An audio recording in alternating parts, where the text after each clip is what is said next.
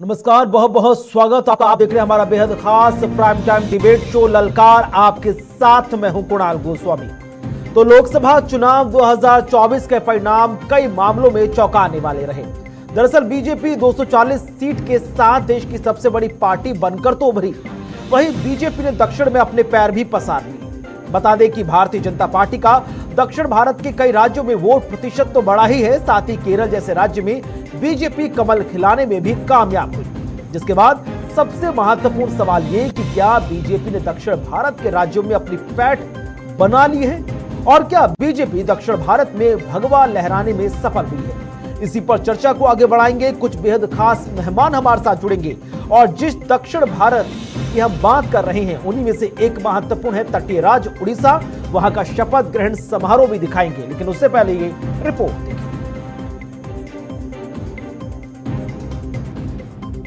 BJP का vote प्रतिशत। केरल में पहली बार बीजेपी उम्मीदवार की जीत। दक्षिण भारत में बीजेपी को मिल गई 29 सीटें।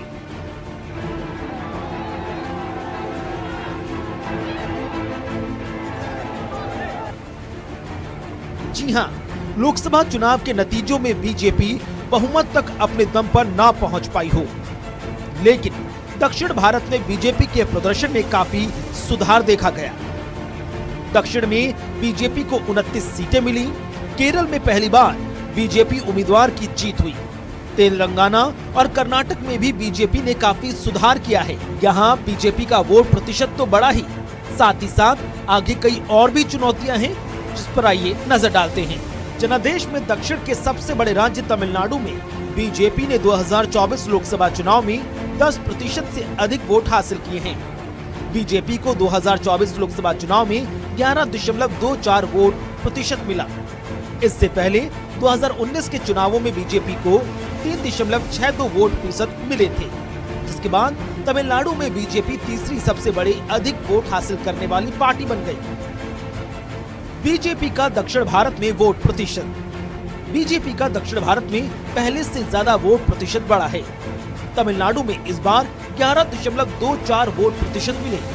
केरल में इस बार 16.68 वोट प्रतिशत हासिल हुए।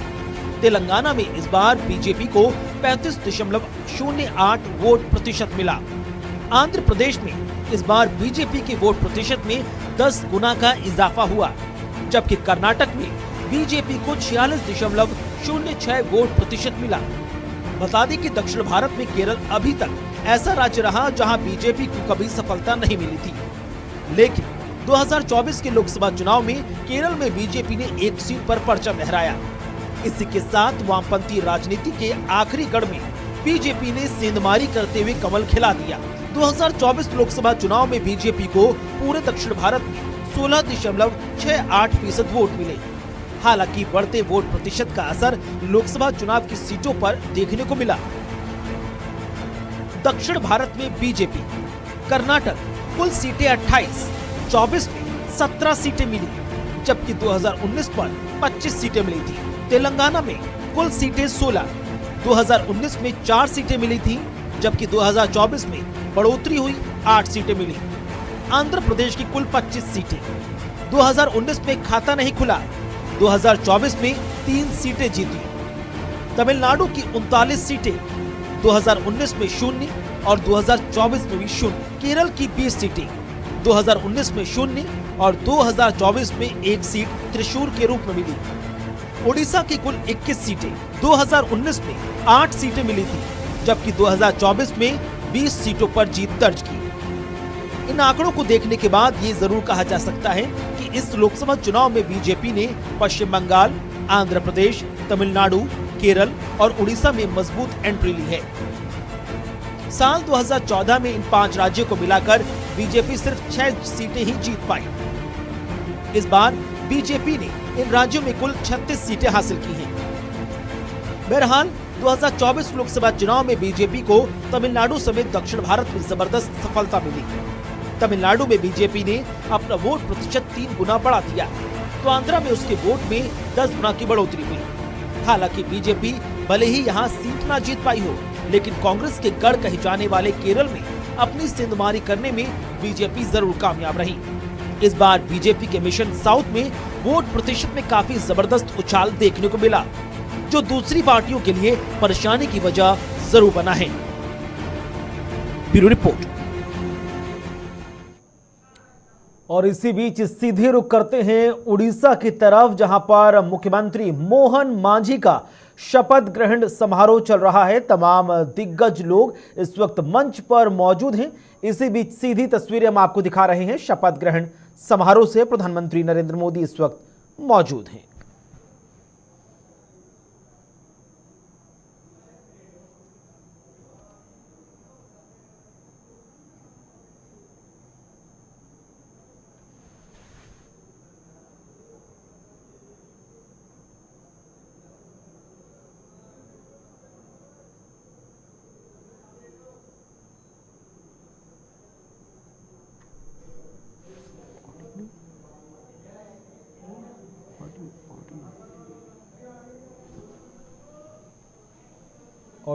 ऑडियो नहीं आ रहा इसका।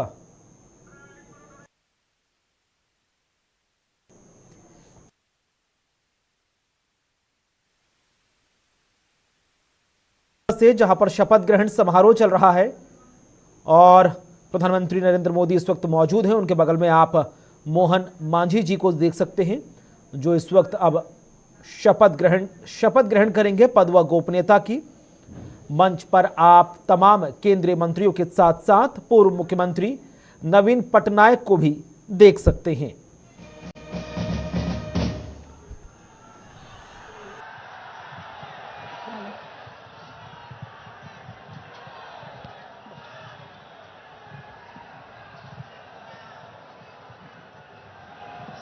श्रीमान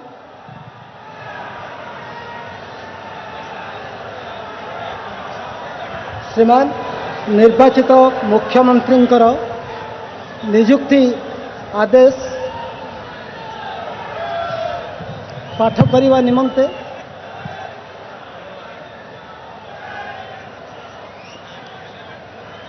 श्रीमान निर्वाचित मुख्यमंत्री नियुक्ति आदेश पाठ करने निमित्त मु आपणकर अनुमति कामना करुछि।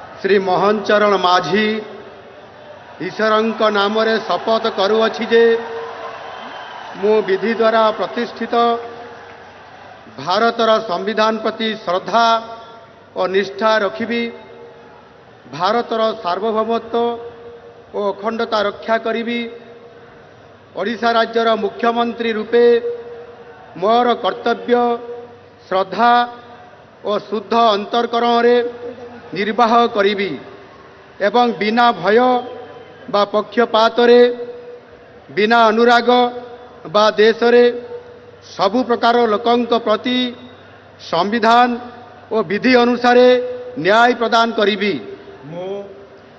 मो श्री मोहन चरण माझी ईश्वरंक नाम रे शपथ करुअछि जे जो विषय राज्यर मुख्यमंत्री रूपे मोर विचार को अणाजिब बा मते ज्ञात हब ताहाकू एपरी मुख्यमंत्री रूपे मोर कर्तव्यर समुचित निर्वाह निमित्त जेपरी आवश्यक हब तद्भिन्न प्रत्यक्ष बा परोक्ष भावे कौनसी व्यक्ति बा व्यक्ति मानंकु जणाइबी नहीं बा प्रकट करिबी नहीं।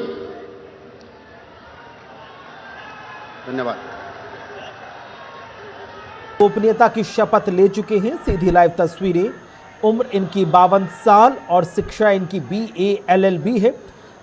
आपको बता दें कि क्योझर से ये विधायक बने हैं चौथी मर्तबा। बेहद साधारण परिवार से इनका ताल्लुक है। इनके पिता चौकीदार थे और तेज तर्रार आदिवासी नेता के तौर पर इन्हें जाना जाता है।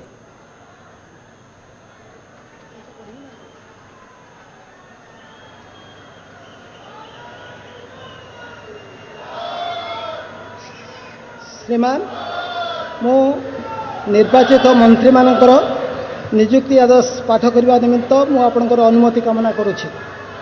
ଶ୍ରୀ ରଘୁବର ଦାସ,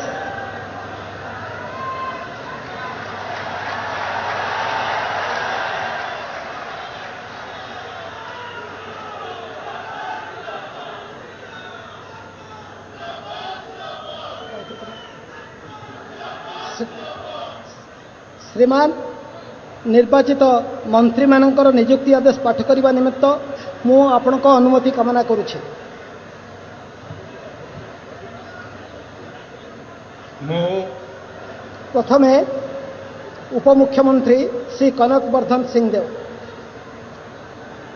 ମୁଁ କନକ ବର୍ଦ୍ଧନ ସିଂ ଦେଓ ଈଶ୍ୱରଙ୍କ ନାଁରେ ଶପଥ କରୁଅଛି ଯେ ମୁଁ ବିଧି ଦ୍ୱାରା ପ୍ରତିଷ୍ଠିତ ଭାରତର ସମ୍ବିଧାନ ପ୍ରତି ଶ୍ରଦ୍ଧା ଓ ନିଷ୍ଠା ରଖିବି, ଭାରତର ସାର୍ବଭୌମତ୍ୱ ଅଖଣ୍ଡତା ରକ୍ଷା କରିବି, ଓଡ଼ିଶା ରାଜ୍ୟର ଉପମୁଖ୍ୟମନ୍ତ୍ରୀ ରୂପେ ମୋର କର୍ତ୍ତବ୍ୟ ଶ୍ରଦ୍ଧା ଓ ଶୁଦ୍ଧ ଅନ୍ତଃକରଣରେ ନିର୍ବାହ କରିବି ଏବଂ ବିନା ଭୟ व पक्षपातरे बिना अनुराग व द्वेषरे सबु प्रकार लोकों प्रति संविधान और विधि अनुसार न्याय करिबी।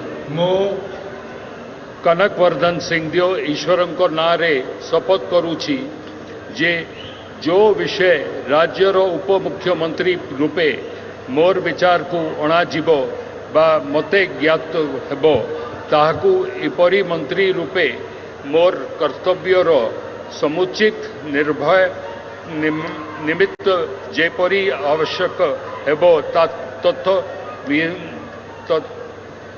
प्रत्यक्ष व परोक्ष भावे कौनसी व्यक्ति बा व्यक्ति मान को जनैबी नहीं बा प्रकट करिबी नहीं।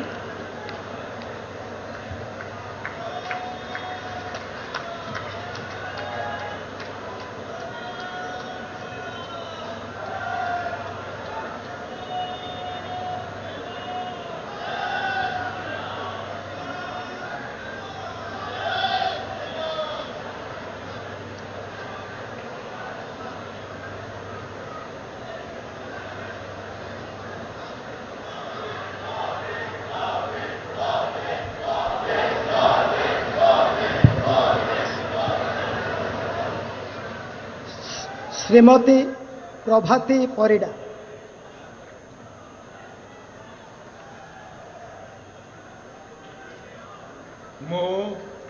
श्रीमती प्रभाती परिडा ईश्वरंक नाम रे शपथ करुअछि जे मु विधि द्वारा प्रतिष्ठित भारतर संविधान प्रति श्रद्धा और निष्ठा रखिबी, भारतर सार्वभौमत्व और अखंडता रक्षा करिबी, ओडिशा राज्यर उपमुख्यमंत्री रूपे मोर कर्तव्य श्रद्धा और शुद्ध अंतकरण रे निर्वाह करिबी एवं बिना भय बा पक्षपातरे बिना अनुराग बा द्वेषरे सबु प्रकार लोकों प्रति संविधान और विधि अनुसार न्याय करिबी। श्रीमती प्रभाती परिडा ईश्वरंक नाम रे शपथ करुअछि जे जेउ विषय राज्यर उपमुख्यमंत्री रूपे मोर विचार को अणाजिब बा मोते ज्ञात हेबो ताहाकू एपरी उपमुख्यमंत्री रूपे मोर कर्तव्यर समुचित निर्वाह निमित्त जेपरी आवश्यक हेबो तत् भिन्न प्रत्यक्ष बा परोक्ष भावे कौनसी व्यक्ति बा व्यक्ति मानकू जणाइबी नाही बा प्रकट करिबी नाही।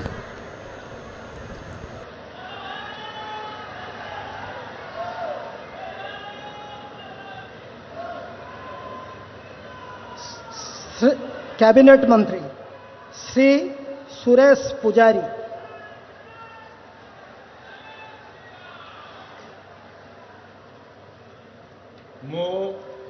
श्री सुरेश पुजारी ईश्वरंक नाम रे शपथ करुछि जे मु विधि द्वारा प्रतिष्ठित भारतर संविधान प्रति श्रद्धा और निष्ठा रखिबी, भारतर सार्वभौमत्व एवं अखंडता रक्षा करिबी, ओडिशा राज्यर मंत्री रूपे मोर कर्तव्य श्रद्धा एवं शुद्ध अंतर्करण रे निर्वाह करिबी एवं बिना भय बा बिना पक्षपात रे बिना अनुराग रे बा द्वेष रे सबु प्रकार लोकों प्रति संविधान और विधि अनुसार न्याय करिबी, मु श्री सुरेश पुजारी ईश्वर नारे शपथ करुछि जे जो विषय राज्यर मंत्री रूपे मोर विचार को अणाजिब बा मते ज्ञात हब ताहाकू एपरी मंत्री रूपे मोर कर्तव्य समुचित निर्वाह निमित्त जेतिकी जेपरी आवश्यक हब तद्भिन्न प्रत्यक्ष एवं परोक्ष भाव में कौनसी व्यक्ति बा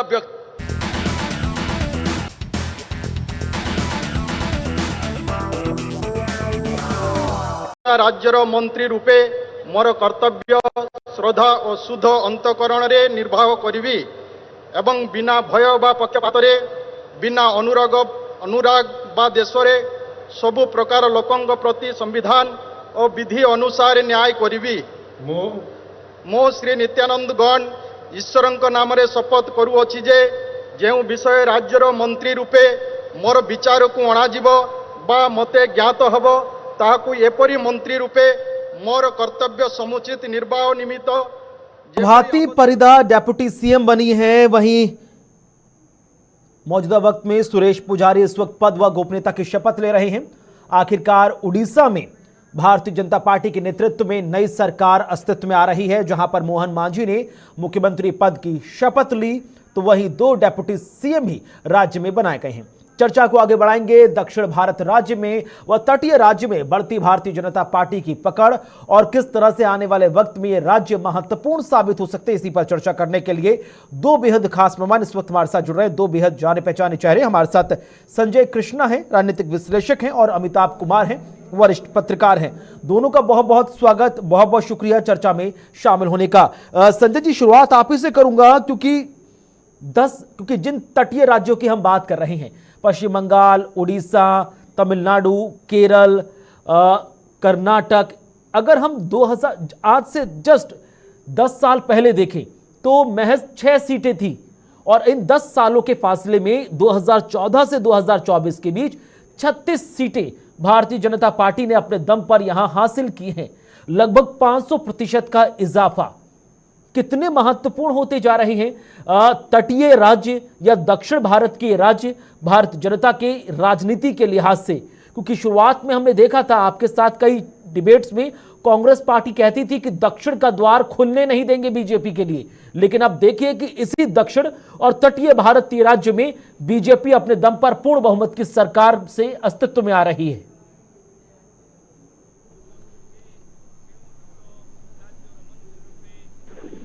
आप मुझे सुन पा रहे हैं? जी जी प्लीज।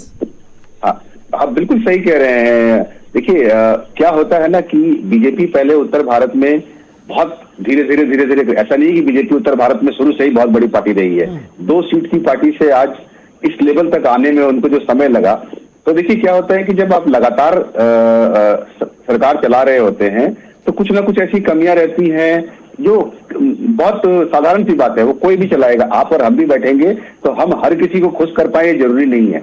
तो जो वर्ग धीरे धीरे नाराज होने लगता है वो फिर दूसरे ऑप्शन की तरफ देखना शुरू करता है। तो ठीक ऐसे ही दक्षिण भारत में ये कह देना या किसी भी स्टेट के लिए कह देना कि यहाँ पर तो किसी को घुसने नहीं देंगे। देखिए जब एक सरकार अच्छे तरीके से नरेंद्र मोदी देश में चला के एक एग्जाम्पल सेट करते हैं कि देखिए गुड गवर्नेंस क्या होता है, अच्छी चीजें क्या होती है, बुरी चीजें जो होती है उनको एक मिनट साइड रखते हैं, वो हम रेशियो में तोलते हैं कि क्या ज्यादा बुरा है या ज्यादा अच्छा है। तो जब ज्यादा अच्छी चीजें दिख रही हैं, लोगों को दिख रहा है कि हाँ काम अच्छा हो रहा है, ऑप्शंस हैं, तो फिर हर कोई आजमाना चाहता है। तो दक्षिण भारत में भी धीरे धीरे यही हो रहा है। उड़ीसा में बहुत लंबे टाइम से बीजेडी की सरकार चल रही थी, जिससे लोगों को लगा कि नहीं अब हमें बदल के यहाँ मौका देना चाहिए। पर दक्षिण भारत में जैसे कि आप तमिलनाडु की बात करते हैं तो वहाँ एआईएडीएमके और डीएमके दोनों के बीच में हमेशा उथल पुथल होती रहती है, कभी ये कभी वो। वहां पर बीच में अपनी जगह बनाना बीजेपी के लिए, वोट प्रतिशत जिस तरीके से वहां बढ़ा वो अपने आप में अतुलनीय है। और अभी देखिएगा आप और बढ़ेगा, लोगों का भरोसा जिस तरीके से बीजेपी की तरफ बढ़ रहा है। जो लोग यहाँ पर हैं, जैसे आप यूपी में कहेंगे यूपी में हार गए, यूपी में इतने लंबे समय से बीजेपी चल रही है तो एक वर्ग की नाराजगी है, इसका नुकसान बीजेपी को हुआ है। उसको कैसे ये कवर अप करेंगे, ये बीजेपी आने वाले समय में उसका अपना बड़ी बात है संजय जी बनाएगी। अगर ये तटीय राज्य ना होते, क्योंकि हम देख रहे हैं 64-65 सीटें 2019 के चुनाव में आई थी और इस बार लगभग आधा हुआ है, और इन्हीं तटीय राज्यों में 36 सीटें आई हैं। लगभग मान के चला जाए कि यूपी में जितना लॉस हुआ वो इन स्टेट से कवर भी हुआ। बिल्कुल देखिए यूपी में जितना लॉस हुआ उतना कवर तो नहीं हो पाया, अगर उतना कवर हो पाता तो बहुत बेहतर होता। जैसे कि ये तमिलनाडु में एक्सपेक्ट कर रहे थे कि 4-5 सीट 7 सीट तमिलनाडु से आ जाए, 2 सीट केरला से आ जाए, और इस तरीके से बाकी जगहों से भी कुछ कुछ सीटें आ जाती तो शायद ये कमी पूरी हो जाती।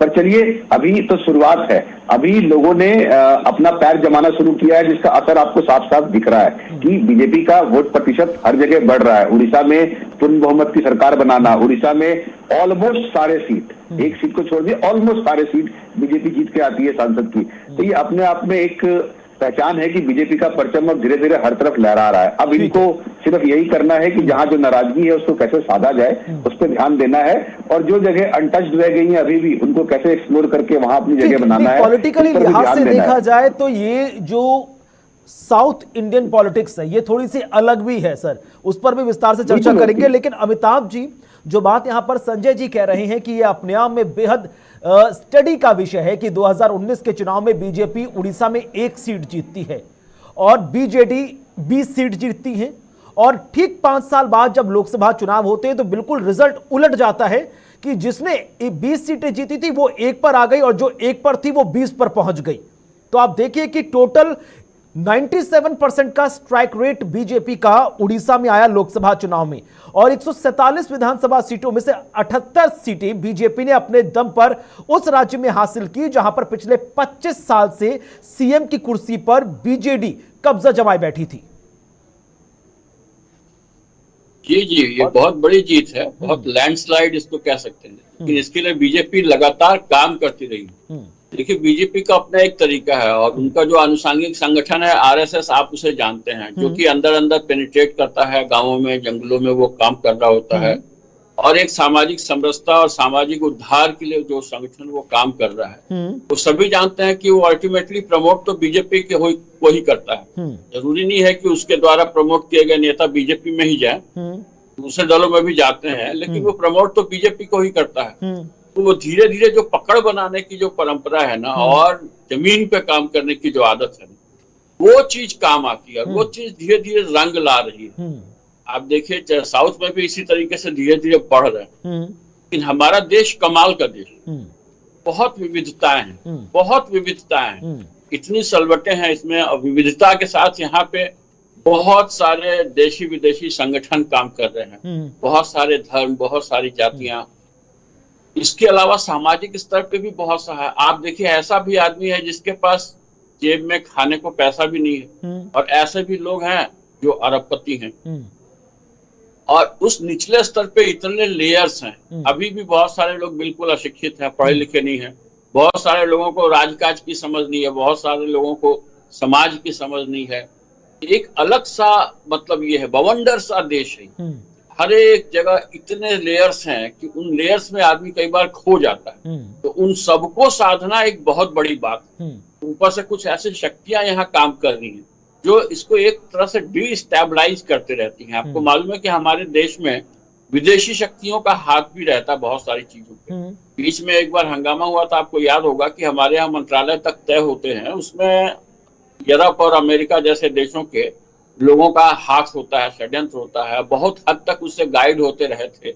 इसके पहले वामपंथी शक्तियां, समाजवादी शक्तियां, यूरोपीय शक्तियां, अमेरिकी शक्तियां, रूसी शक्तियां, चीनी शक्तियां, मतलब इन सबका समाज में कहीं ना कहीं हाथ होता था। इनके गुर्गे यहाँ पे फैले हुए हैं जो तरह तरह से काम कर रहे हैं, विभिन्न संगठन बना के लोगों को बरगलाने, समझाने काम वो कर रहे हैं, समाज सेवा का काम कर रहे हैं, प्रकृति और पर्यावरण संरक्षण का, लेकिन उनका गोल कुछ और होता है।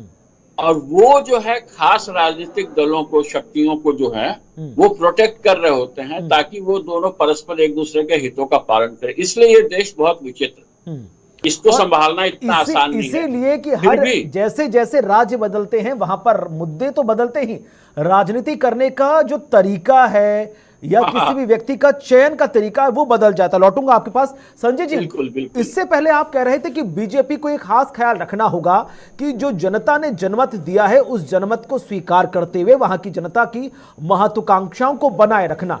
लेकिन एक चीज आपको समझनी होगी कि जिन मोहन मांझी ने इस वक्त मुख्यमंत्री पद की शपथ ली है वो अपने आप में बहुत ग्राउंड जीरो व्यक्ति है। सरपंच का चुनाव धीरे धीरे लड़ते लड़ते विधायक से मुख्यमंत्री की कुर्सी तक पहुंचा है। पिता इनके चौकीदार थे, तो लिहाजा समझा है कि ग्राउंड जीरो पर उड़ीसा के लोग क्या क्या चीजें देखते हैं और किन किन चीजों से गुजरते हैं। तो लिहाजा उन तक जो डिलीवरी है, जो डिलीवरी ऑफ गवर्नमेंट स्कीम्स, वो पहुंचाना ना सिर्फ एक चुनौती होता है, जिम्मेदारी होता है, बल्कि उम्मीदें बढ़ जाती है कि आप भी उसी जरिए से पहुंचे हैं तो आप हमारी तकलीफें ज्यादा बेहतर ढंग से समझेंगे। बिल्कुल बिल्कुल, जैसे कि आपने कहा, मोहन मांझी जी जिस जगह से उठ के आए हैं उस जगह से उनको अच्छी तरह से पता है कि तकलीफें क्या हैं, ग्राउंड पे तकलीफें क्या हैं, वहां वो चीजें कैसे पहुंचाई जानी है। वो खुद जानते हैं कि मेरे तक ये चीजें ऐसे पहुंच सकती थी। अब जब वो वहां बैठे हैं तो जरूर वो कोशिश करेंगे कि जो मैंने आज तक मुझे कमियां रही हैं वो मैं जानता हूं कि हमारी जनता की कमियां क्या है, वो उस तक पहुंचाने की कोशिश करेंगे। और बीजेपी में खूबसूरती तो आप देखिए, चाहे राजस्थान हो चाहे मध्य प्रदेश हो, इन सब जगह पे उन्होंने ऐसा सीएम दिया जिसके बारे में हम पहले जानते नहीं थे। सब जमीन से जुड़े नेता हैं, सब चाहे वो मोहन यादव जी हो, भजन लाल शर्मा जी हो, इन लोगों को आप देखिए, इन लोगों का बैकग्राउंड नहीं है कि ये बहुत बड़े राजनीतिक रहे हैं बहुत पहले से और बहुत बड़े नाम रहे हैं और आके आज सीएम बने हैं। तो ये एक अच्छी चीज है कि इस पार्टी ने ये दिखाया लोगों को कि भैया हमारे यहाँ पर राजतंत्र नहीं चलता, हमारे यहाँ पे कोई भी जमीन से उठ के मेहनत करने वाला, समझ रखने वाला, काम करने वाला इंसान किसी भी पद पे जा सकता है और कोई भी कार्यभार को संभाल सकता है। तो ये एक बहुत अच्छी और साफ सुथरी सोच मुझे बीजेपी की लगती है। बीजेपी में जो आज तक हमने देखा है, कहीं भी आप चले जाइए, जितने स्टेट इलेक्शन ये जीते हैं आज तक, हर एक नाम ऐसा होता है जो आप शायद पहली बार ही सुन रहे होते हैं। कहीं भी ऐसा नहीं होता कि कोई बहुत बड़ा नेता है, बहुत पहले से आया है और अचानक उसका नाम चल रहा है कि सीएम तो वही बनेगा, और पता चलता है कि नहीं, वो सीएम नहीं बनेगा, उसको कोई और जिम्मेदारी दी जाएगी, हम इनको सीएम बना रहे हैं। जैसे कि अभी उड़ीसा के केस में हुआ, कुछ नेता नाराज भी हुए इस वजह से कि मेरा इतना बड़ा ओहदा था, मेरा इतना बड़ा नाम था, लेकिन मुझे सीएम नहीं बना के ये मोहन मांझी को सीएम बना रहे हैं। तो देखिए ये सारी चीजें बड़ी अच्छी हैं और ये बीजेपी को यही इसी कारण ये होता है कि राज्य दर राज्य, चुनाव दर चुनाव पार्टी प्रोग्रेस करती नजर आ रही है। छोटा सा ब्रेक ले रहा हूं सर, ब्रेक के बाद लौटेंगे तो फिर चर्चा को आगे बढ़ाते हुए बात करेंगे आंध्र प्रदेश में जो गठबंधन की सरकार है और उसी के साथ आने वाले वक्त में अरुणाचल और सिक्किम में भी जो शपथ ग्रहण समारोह होगा उसकी भी चर्चा आगे की जाएगी। छोटा सा ब्रेक, जल्द हाजिर होंगे, देखते रहे ललकार।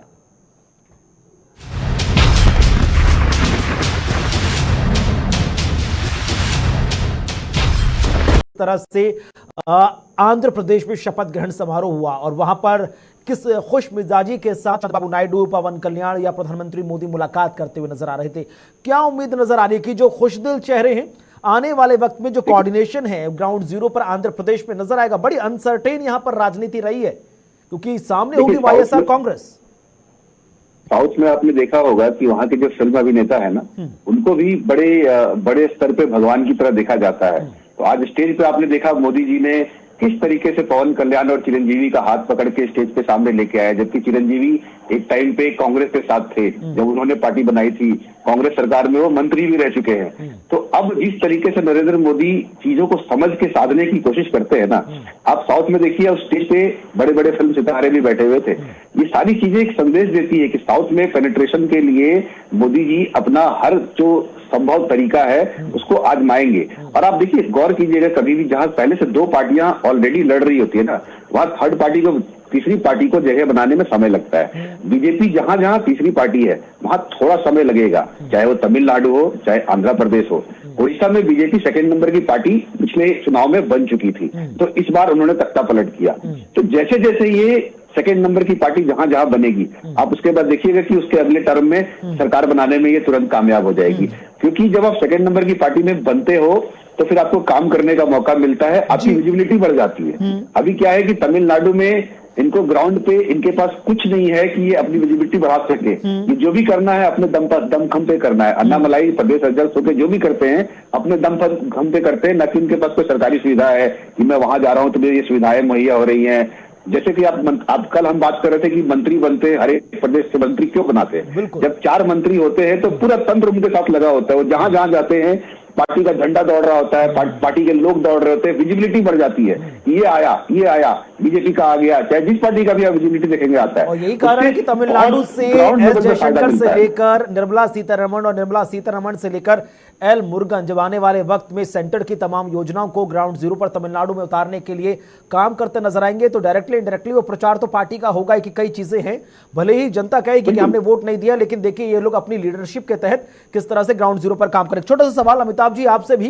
क्योंकि आने वाले वक्त में ये तो बात हुई साउथ की, क्योंकि इन लोकसभा चुनावों के बीच हमने अरुणाचल और सिक्किम में भी विधानसभा चुनाव देखे। अरुणाचल में भी देखिए किस तरह से पूर्ण बहुमत के साथ भारतीय जनता पार्टी ने अपनी सरकार बनाने की तरफ कदम आगे बढ़ा दिए हैं, शपथ ग्रहण समारोह होगा। और सिक्किम में जो पॉलिटिकल पार्टी जीती है वो ऑलरेडी बीजेपी के साथ रही है, यानी कि आप लोकसभा चुनाव में तो जीते ही जीते, उन्हीं के साथ 4 राज्यों में जहां विधानसभा चुनाव हुए हर राज्य में कमल खिला है।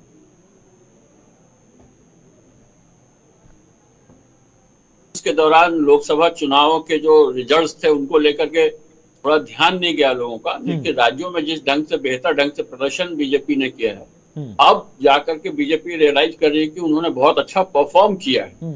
अगर आप राजस्थान छोड़ दें, उत्तर प्रदेश छोड़ दें और बंगाल भी, पश्चिम बंगाल में भी जो उनको उम्मीद से उनको झटका लगा है, मैं कह नहीं सकता कि बंगाल में क्या परिस्थितियां रही होंगी, क्योंकि मैं जानता हूं कि बंगाल के अंदर जो वहां की स्थानीय राजनीति है वो बहुत खतरनाक राजनीति है, उसमें पेनिट्रेट करना आसान नहीं होता, लेकिन फिर भी बीजेपी धीरे धीरे अपनी जगह बना रही है। साउथ में अब तमिलनाडु छोड़ के बाकी सब जगह लगभग उनका प्रेजेंस हो गया है, और तमिलनाडु में बहुत अच्छा मत प्रतिशत अब कहा जा सकता है, एक शुरुआती। अब तो तीसरे नंबर की पार्टी बन गई है तमिलनाडु में बीजेपी, अन्ना द्रमुक और द्रमुक के बाद। फिलहाल आज समय मेरे पास सर इतना ही है, इजाजत दे रहा था। बहुत बहुत शुक्रिया आप दोनों खास मेहमानों का हमारे साथ चर्चा में शामिल होने के लिए और अपनी उपस्थिति दर्ज कराने के लिए। आगे बढ़ेंगे, बात करेंगे कुछ और महत्वपूर्ण खबरों की, लेकिन उससे पहले एक छोटा सा ब्रेक।